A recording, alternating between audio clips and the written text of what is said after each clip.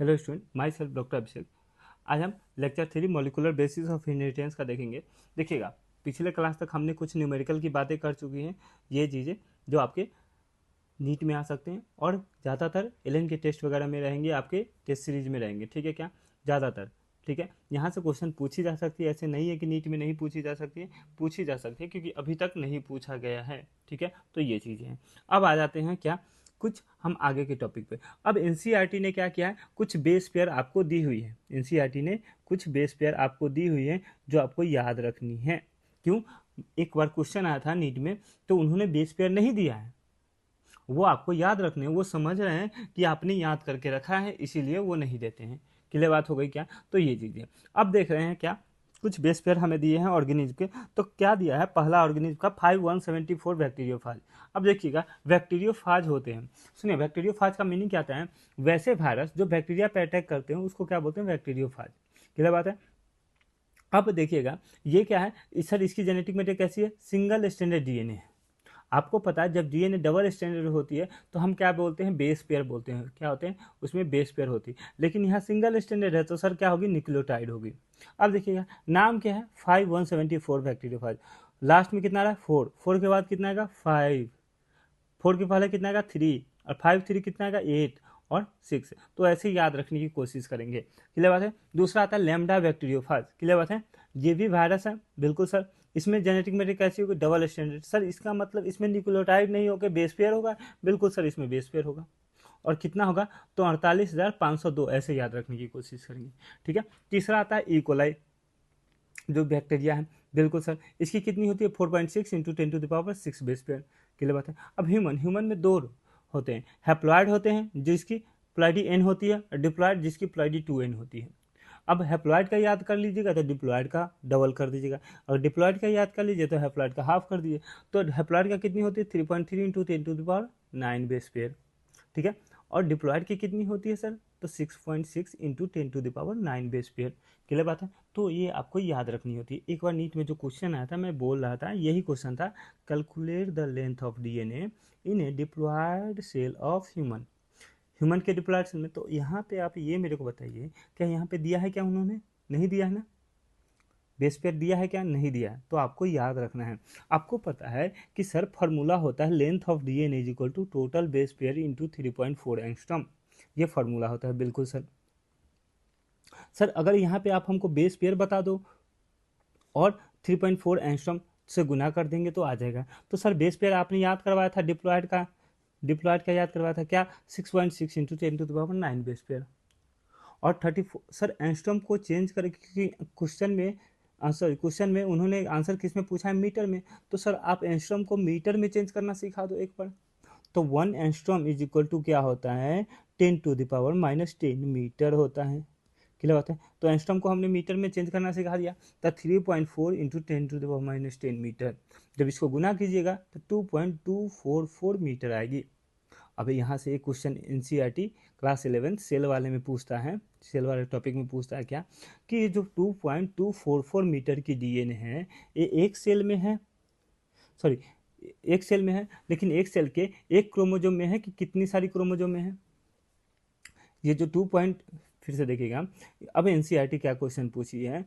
NCERT class 11 chapter cell, chapter cell में क्या question पूछे हैं उन्होंने? देखिएगा, ये जो 2.244 मीटर की डीएनए है, वो एक सेल के एक क्रोमोजोम के अंदर है कि 46 क्रोमोजोम के अंदर है? तो आपको पता है एक सेल में 46 क्रोमोजोम होता है, और ये पूरा जो डीएनए होती है ये एक सेल के अंदर होती है। बिल्कुल सर। तो ये पूरे 46 क्रोमोजोम में 2.2244 मीटर की डीएनए फैली हुई है। क्लियर बात हो गई? तो ये याद रखेंगे। क्लियर? तो ये चीज़ें डायरेक्ट यहाँ से आपको, बहुत लोगों को आंसर भी याद था तो उन्होंने डायरेक्ट मार दिया, क्योंकि इसकी डाटा चेंज नहीं हो सकती है। ऑब्वियस सी बात है, डाटा चेंज नहीं होगी तो आंसर चेंज नहीं होगा। अब एक और ये देखिए, ये जो क्वेश्चन है, ये जो क्वेश्चन है एनसीईआरटी इंटेक्स का क्वेश्चन है। इंटेक्स का आने की प्रोबेबिलिटी बहुत ज़्यादा, क्योंकि ये पूछा गया है, नीट में आ चुका है, नीट में आ चुका है, ये इसकी प्रोबेबिलिटी है। ठीक है। तो ये देखिएगा, अब उन्होंने क्या किया, यहाँ पे क्या चेंज कर दिया? देखिए, उन्होंने लेंथ दे दी, लेंथ दे दी सर, बिल्कुल लेंथ दे दी। अब यहाँ पे उन्होंने क्या पूछ लिया है, बेस पेयर पूछ लिया। तो आपको पता है फॉर्मूला क्या होती है sir, length of DNA is equal to total base pair into 3.4 angstrom. तो length of DNA sir millimetre में दिया है सर, मिलीमीटर को मिलीमीटर को मीटर में कैसे चेंज करेंगे। तो आपको पता है 1 millimetre is equal to 10⁻³ metre. बिल्कुल, तो 1.36 को 10⁻³ से गुना कर देंगे और total base pair into 3.4 into angstrom को चेंज करेंगे मिलीमीटर में, तो 10⁻⁻10 मीटर आ जाएगा। यहाँ से जब डिवाइड करेंगे तो टोटल बेस पेयर आ जाएगा 4 इंटू 10⁻6 बेस पेयर। ये प्रोबेबिलिटी बहुत है आने की आपकी। अगला आता है, हमें पैकेजिंग पढ़नी है। बेसिकली हमें पैकेजिंग की ज़रूरत क्यों पड़ी, पहले ये चीज़ कर लेते हैं। अब आपको पता है कि सेल हमारी क्या होती है, यहाँ देखिए हमें पैकेजिंग दो में पढ़नी है, एक प्रोकैरियोट में पढ़नी है और एक यूकैरियोट में पढ़नी है। पहले हम प्रोकैरियोट में देख लेते हैं, उसके बाद यूकैरियोट की देखेंगे। बेसिकली पहली बात ये आती है कि सर पैकेजिंग की ज़रूरत ही क्यों पड़ी। तो ये तो बताओ, आप कोई चीज़ पढ़ रहे हैं तो इसकी ज़रूरत क्यों पड़ी। तो पैकेजिंग की ज़रूरत इसलिए पड़ी क्योंकि ये हमारी सेल है बैक्टीरिया। क्लियर बात है, ये माइक्रोमीटर है, micrometre is equal to 10⁻⁻6 metre. और इसकी डीएनए है, आपको पता है अभी पढ़ा है 1.36 millimetre is equal to 10⁻³ metre. आप ये देखिए सेल कितनी छोटी है 10⁻6 और डीएनए कितनी बड़ी है 10⁻3, मतलब इससे 1000 गुना बड़ी है डीएनए, सेल से 1000 गुना बड़ी है डीएनए। आप ये समझिए कि आपका सूटकेस है कम, सूटकेस छोटा है, उसमें कपड़े बहुत ज़्यादा हैं, उससे 1000 गुना ज़्यादा कपड़े हैं। तो पैकेजिंग कैसे होगी, पैकेजिंग कैसे होगी, तो अच्छे तरीके से पैक करना पड़ेगा क्या। तो वैसा ही यहाँ चीज़ है। अब देखिए क्या, ये डीएनए है, आपको पता है क्या होता है कि प्रोकैरियोटिक में क्या होती है, न्यूक्लियस नहीं होती है, न्यूक्लियस नहीं होती है। एनसीईआरटी बोलती है फिर भी डीएनए पूरे सेल में स्कैटर नहीं होता है, फिर भी डीएनए पूरे सेल में स्कैटर नहीं होता है। क्लियर बात है। तो देखिएगा क्यों नहीं होता है, ड्यू टू पैकेजिंग। अब पैकेजिंग कैसे हो रही है उसकी बात करते हैं। ठीक है, देखिएगा क्या होती है, डीएनए पे चार्ज कैसा होता है सर, आपने पहला ही क्लास में पढ़ा था, निगेटिव चार्जेस होते हैं। बिल्कुल सर, निगेटिव चार्जेस होते हैं। अब ये क्या होता है, जो निगेटिव चार्जेस है, डीएनए की पैकिंग जो करा रहे हैं हम, वो एक प्रोटीन से करा रहे हैं जिसको बोलते हैं पॉलीएमिन्स। एनसीईआरटी में नहीं दिया है, आप नहीं भी याद करेंगे तो चलेंगे। तो एक प्रोटीन से फोल्ड होती है जो क्या है पॉलीएमिन्स, जो क्या है पॉजिटिव चार्ज पार्टिकल। ये पॉजिटिव चार्ज पार्टिकल है पॉलीएमिन्स। क्लियर बात हो गई क्या। और आपको पता है ये निगेटिव और ये पॉजिटिव अट्रैक्शन होगा। बिल्कुल सर, अट्रैक्शन होगा, बिल्कुल सर। तो ये पॉजिटिव चार्ज पार्टिकल प्रोटीन है क्या, बिल्कुल सर। दूसरा बात है सर बेसिक प्रोटीन है, बिल्कुल सर बेसिक प्रोटीन है। अब यहाँ पे एक लाइन बोला है नॉन हिस्टोन प्रोटीन, क्यों, क्योंकि जब यूकैरियोट की पैकेजिंग कराते हैं तो वहाँ हिस्टोन प्रोटीन काम आती है, इसीलिए उन्होंने कंपेरिजन के लिए लिखा है ये क्या है, नॉन हिस्टोन प्रोटीन है, मतलब इसमें हिस्टोन नहीं आता है। क्लियर बात हो गई। तो ये चीज़ें, अब यहाँ पे क्या हुआ सर, क्या हुआ, पॉजिटिव और निगेटिव में क्या हुआ, अट्रैक्शन हुआ। ये देखिए ये पॉजिटिव और ये डीएनए का चार्ज निगेटिव, तो अट्रैक्शन हुआ। यहाँ पे डीएनए क्या आ जाएगा, इधर की तरफ आ जाएगा। तो ये क्या बन गए, हमारी लार्ज लूप्स बन गए। देखिएगा लार्ज लूप्स बन गए। क्लियर बात हो गई क्या। अब सुनिएगा, ये एग्जैक्टली ऐसे बनता है, ये फिगर नेट से निकाला गया है, एग्जैक्टली ऐसे बनता है, यही लार्ज लूप है जिसको हम, ये चीज़ें लार्ज लूप्स हैं। क्लियर बात है। और इस बीच वाले रीजन को हम क्या बोलते हैं, न्यूक्लियोइड इंसिपिडेंट न्यूक्लियस या जीनोफोर। क्लियर बात है। ये सारी आपकी एनसीईआरटी में लिखी हुई है। आगे चलते हैं, अब यूकैरियोट की पैकेजिंग की बात करेंगे। यहाँ से क्वेश्चन आने की प्रोबेबिलिटी क्या है कि सर प्रोकैरियोट में पैकेजिंग कैसे होती है। सर एक पॉजिटिव चार्ज प्रोटीन से होती है जिसको बोलते हैं पॉलीएमिन्स, ये नहीं दिया है एनसीईआरटी में। उसके बाद सर ये पॉजिटिवली चार्ज प्रोटीन है, बिल्कुल सर बेसिक प्रोटीन है, दूसरा बात। और तीसरा बात नॉन हिस्टोन प्रोटीन है, इसके अलावा कुछ नहीं आ सकता है। हाँ ये फिगर आएगा, फिगर नहीं आएगा, वो बोल रहे हैं जब ये वो पैकेजिंग हो जाएगी तो इसमें लार्ज लूप्स को क्या बोल रहे हैं, ये लार्ज लूप्स है क्या, बिल्कुल। और इस पोर्शन को क्या बोलते हैं, न्यूक्लियोराइड। क्लियर बात हो गई क्या। तो ये चीज़ें, आगे चलते हैं यूकैरियोटिक में पैकेजिंग। यहाँ तक क्लियर है, बिल्कुल यहाँ तक क्लियर होनी चाहिए। कहीं डाउट है तो आप कमेंट में पूछ सकते हैं। अब पैकेजिंग इन यूकैरियोट्स, क्लियर बात है। यूकैरियोट की पैकेजिंग की बात करें हम। अब यूकैरियोट में पैकेजिंग कैसा होता है, तो बाई हिस्टोन प्रोटीन। कैसे होता है, हिस्टोन प्रोटीन से। जबकि प्रोकैरियोटिक में पैकेजिंग कैसा होता था सर, नॉन हिस्टोन प्रोटीन से। सर हिस्टोन प्रोटीन क्या है, कुछ आप बता दीजिए तो हमारा कॉन्सेप्ट क्लियर हो जाएगा। सुनिएगा, एनसीईआरटी में 2 बार क्वेश्चन आया है। एनसीईआरटी में ये 2-3 साल में मैं बता रहा हूँ 2 बार क्वेश्चन पूछा गया है। ठीक है, यही क्वेश्चन ठीक है, नीट में, सॉरी एनसीईआरटी में बोल रहा हूँ, नीट में ये 2 से 3 बार क्वेश्चन लास्ट के, ये अभी 5 साल के अंदर बता रहा हूँ, 2-3 बार से ऊपर पूछा गया है। एक साल तो लगातार आ गया था, जस्ट आया था, उसके अगले साल भी जस्ट आ गया था। बोलता है हिस्टोन प्रोटीन क्या है। हिस्टोन प्रोटीन क्या होता है, पहले बात करते हैं प्रोटीन क्या होता है। सर प्रोटीन क्या होता है आप ये बता दीजिए। तो प्रोटीन क्या होता है, polymer of amino acid, polymer of amino acid को क्या बोलते हैं, प्रोटीन। मतलब सर ये एक एमिनो एसिड बिल्कुल, ये दूसरी एमिनो एसिड बिल्कुल, ये तीसरी एमिनो एसिड बिल्कुल, ऐसे चौथी, ऐसे पांचवी, क्या होता है, ऐसे लंबी चैन एमिनो एसिड की बोल दें तो ये क्या हो जाएगा, प्रोटीन। क्लियर बात है क्या, ये प्रोटीन हो जाएगा। ये क्या हुआ, एक एमिनो एसिड। सर ऐसी एमिनो एसिड की लंबी चैन को क्या बोलेंगे, प्रोटीन। जैसे न्यूक्लियोटाइड्स की लंबी चैन को क्या बोलते हैं, डीएनए, वैसे ही अमीनो एसिड की लंबी चैन को क्या बोलेंगे, प्रोटीन। तो हिस्टोन प्रोटीन क्या हुआ, हिस्टोन प्रोटीन में सर अमीनो एसिड ही होंगे, बिल्कुल सर अमीनो एसिड ही होंगे, अमीनो एसिड ही होंगे। लेकिन यहाँ पे अमीनो एसिड चेंज होते रहते हैं। आपको पता है 20 टाइप के अमीनो एसिड होते हैं क्या, ठीक है क्या, कुछ एसिडिक होते हैं, कुछ बेसिक होते हैं, कुछ न्यूट्रल होते हैं, कुछ एसिडिक होते हैं, कुछ बेसिक होते हैं, कुछ न्यूट्रल होते हैं। थोड़ा सा आगे चल रहे हैं, मॉलिकुलर बेसिस से हट गए हैं, कहाँ आ गए हैं, बायोमोलिकुल्स वाले में। अब सुनिएगा, acidic amino acid sir acidic nature के होते हैं और उस पर चार्ज निगेटिव आती है। 2 होते हैं एसिडिक अमीनो एसिड, याद रखिएगा कौन होते हैं सर, ग्लूटामिक एसिड और एस्पार्टिक एसिड। कौन, ग्लूटामिक एसिड और एस्पार्टिक एसिड। क्लियर बात है। और बेसिक अमीनो एसिड कौन होते हैं, बेसिक अमीनो एसिड HLA से याद रखेंगे, हिस्टिडीन लाइसिन आर्जिनिन। क्या, हिस्टिडीन लाइसिन आर्जिनिन। क्लियर बात है क्या, ये बेसिक अमीनो एसिड हो गया। क्लियर। और बाकी न्यूट्रल अमीनो एसिड, बाकी 15 जो बचे वो न्यूट्रल अमीनो एसिड है। क्लियर बात है। तो यहाँ चीज़ें ये क्लियर हो गई आई थिंक।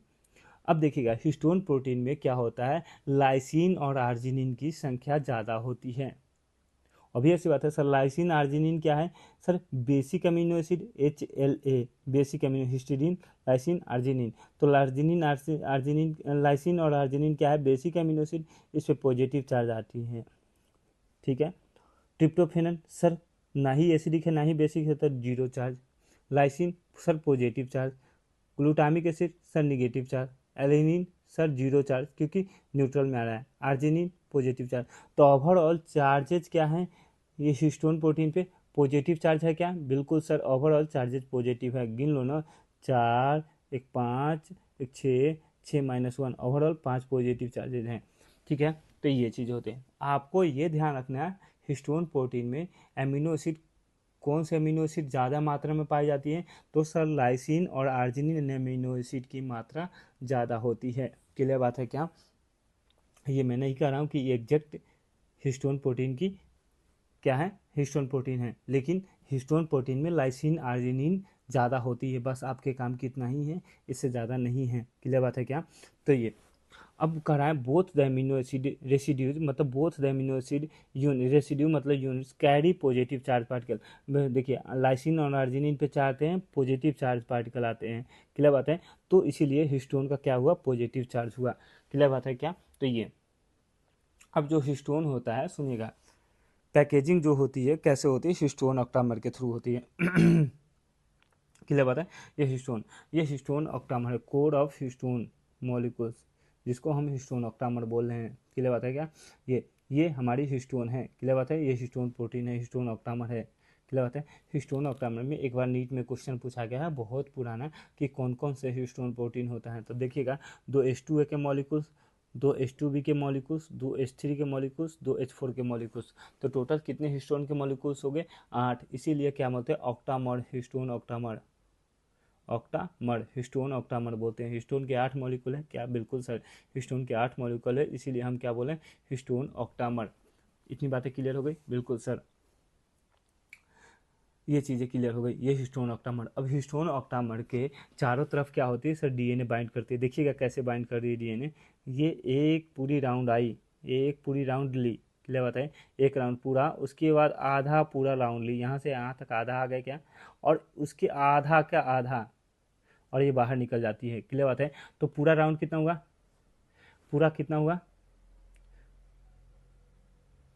देखिएगा पूरा कितना हुआ, ये एक राउंड पूरा हुआ, एक और आधा डेढ़, और उसका आधा का आधा 1.75 राउंड हुआ क्या, बिल्कुल। एक हिस्टोन ऑक्टामर के चारों तरफ डीएनए 1.75 राउंड मारती है और बाहर निकल जाती है। ये अब ये दो डीएनए को बाइंड करके रखेंगे तभी तो दोनों जुड़ा हुआ रहेगा, नहीं तो ये खुल जाएगी क्या। तो दोनों डीएनए को बाइंड करने के लिए क्या आता है, H1 हिस्टोन। H1 हिस्टोन जिसको क्या बोलती हैं, ये हमारी क्या होते हैं लिंकर, ये हमारी लिंक कराती है, डीएनए को लिंक करती है। क्लियर बात है क्या, तो ये H1 हिस्टोन बोला। क्लियर बात हो गई क्या, ये बाइंडिंग डीएनए हो गई। ओके सर, बाइंडिंग डीएनए हो गई, कोई दिक्कत नहीं है। अब सुनिएगा इसको क्या बोल रहे हैं, कोड ऑफ हिस्टोन मॉलिक्यूल पहले ही बता दिया है, या एन्यू बॉडी बोलते हैं या कोड ऑफ न्यूक्लियोसोम बोलते हैं। क्लियर बात है क्या, ये पूरा न्यूक्लियोसोम हो गया। सुनिएगा, इसको सिर्फ बोल रहे हैं कोड ऑफ हिस्टोन या एन्यू बॉडी या कोड ऑफ न्यूक्लियोसोम, और पूरे को क्या बोल रहे हैं, डीएनए से बाइंड होने के बाद ये सबको क्या बोल रहे हैं, न्यूक्लियोसोम। अब एनसीईआरटी बोलती है द निगेटिवली चार्ज डीएनए, ये जो निगेटिव चार्ज डीएनए है वो रैप है किसके अलोंग, ये हिस्टोन ऑक्टामर के अलोंग। क्लियर बात है, पॉजिटिव चार्ज हिस्टोन ऑक्टामर के अलोंग। क्लियर बात है। अब ये डीएनए है तो ऑब्वियस सी बात है सर इसमें बेस पेयर पाए जाएंगे, बिल्कुल सर। तो यहाँ से बेस पेयर जो शुरू होती है एडेनिन थाइमिन से, तो ऐसे कितने बेस पेयर होते हैं, 200, 1 2 3 4 5 6 7 8 9 10, ऐसे करते करते यहाँ से यहाँ तक आते आते 200 बेस पेयर हैं। मतलब एक न्यूक्लियोसोम में कितने base pair, sir 200 base pair. ये एनसीईआरटी की लाइन्स हैं। क्लियर बात है, तो ये चीज़ें। अब कह रहा है कि इलेक्ट्रॉन माइक्रोस्कोप में जब पिक्चर देखा गया तो कुछ ऐसी दिखी। ऑब्वियस सी बात है, हमारी कितनी बड़ी डीएनए है सर, 2.244 मीटर की डीएनए है। उसमें कितने बेस पेयर हैं सर, 6.6 इंटू 10⁻9 बेस पेयर हैं। क्लियर बात है क्या। अब आपको पता है एक न्यूक्लियोसोम में कितने बेस पेयर आएंगे, मात्र 200। तो ऐसी कितनी न्यूक्लियोसोम बनेगी, तो सर 6.6 इंटू 10⁻9 बाई 200, तो करीब करीब उतनी हमारी क्या बनेगी, न्यूक्लियोसोम। तो वह देखिए ये बहुत सारी न्यूक्लियोसोम बनी क्या, ये बिल्कुल इसको हम क्या बोले हैं, न्यूक्लियोसोम की। इसमें के बीच में ग्रीन ग्रीन आपको क्या दिख रही है, ये ग्रीन ग्रीन क्या दिख रही है, हिस्टोन ऑक्टामर। क्या दिख रही है, हिस्टोन ऑक्टामर, ये H1 प्रोटीन। क्लियर बात है क्या, ये इसी फिगर को इस पूरे को न्यूक्लियस बोल रहे हैं क्या, बिल्कुल। अब इसी फिगर को इलेक्ट्रॉन माइक्रोस्कोप में दिखते हैं तो ऐसा लगता है एक स्ट्रिंग है और उसमें क्या है, मोती है, बीट्स ऑन ए स्ट्रिंग। एक स्ट्रिंग पे क्या है, मोती जुड़े हुए हैं, तो उसको क्या बोल रहे हैं, क्रोमेटिन। क्या बोल रहे हैं, क्रोमेटिन। क्लियर बात है क्या। थोड़ा मैं नेट का फिगर निकाल के आपको दिखा रहा हूँ। ये डीएनए डबल हेलिक्स थे, ठीक है क्या। ये पैकेजिंग होना शुरू हुआ, हिस्टोन ऑक्टामर देखिए 4 4 8 हिस्टोन की प्रोटीन, और ये उसके चारों तरफ डीएनए रैप हो रहे हैं क्या, बिल्कुल सर रैप हो रहे हैं। क्लियर बात है, तो ये चीज़ें। अब ये क्या बन गई सर, ये न्यूक्लियोसोम बन गया क्या, बिल्कुल। और बहुत सारे न्यूक्लियोसोम एक ऐसे लग रहा है क्या, बिट्स ऑन ए स्ट्रिंग, एक धागे पे क्या है, मोती लगे हुए हैं क्या, बिल्कुल मोती लगे हुए हैं, तो वही चीज़ हो रहा है। तो इसको क्या बोलेंगे, क्रोमेटिन। अब क्रोमेटिन आगे जाके और क्वाइल्ड हो जाता है, और क्वाइल्ड हो जाता है, फर्दर क्वाइल्ड, तो क्या बना देता है, क्रोमोसोम। क्लियर बात है, तो यही चीज़ बोला है। देखिएगा न्यूक्लियोसोम कॉन्स्टिट्यूट, यही न्यूक्लियोसोम है क्या सर, यही न्यूक्लियोसोम है, कॉन्स्टिट्यूट रिपीटेटिंग यूनिट। न्यूक्लियोसोम को रिपीटेटिंग यूनिट को क्या बोल रहे हैं, उसको हम क्रोमेटिन बोल रहे हैं, ठीक है। Thread like colour body is seen in the nucleus, कैसी आपको ये न्यूक्लियस में कैसी दिखेगी, थ्रेड लाइक कलर बॉडीज दिखेगी, और कैसी, हमारी थ्रेड लाइक। क्लियर बात है, जब सेल पढ़ेंगे तो आपको ऐसी न्यूक्लियोसोम दिखेगी, क्रोमेटिन दिखेगी, कैसी, ऐसे थ्रेड लाइक क्रोमेटिन दिखेगी। जाके सेल वाले देखिएगा, ऐसी जो थ्रेड लाइक स्ट्रक्चर देख रहा है उसको क्रोमेटिन बोलते हैं। क्लियर बात है, ये सारी एनसीईआरटी की लाइन में बता रहा हूँ, ठीक है। अब सुनिएगा,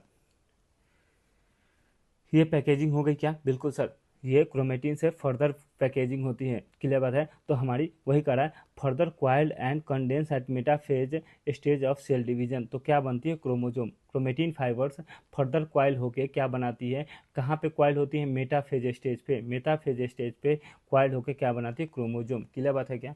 अब सुनिएगा क्या होता है, बेसिकली क्रोमेटिन से जब आगे क्वाइलिंग होती है तो क्या क्या ज़रूरत पड़ती है, तो कह रहा है packaging of chromatin at higher level, वही मेटाफेज की बात कर रहा है, at higher level requires additional set of additional set of protein, कुछ उसके लिए कॉइलिंग के लिए क्या चाहिए, प्रोटीन चाहिए, और कुछ नॉन हिस्टोन प्रोटीन चाहिए, नॉन हिस्टोन क्रोमोजोमल प्रोटीन चाहिए, दो टाइप के चाहिए।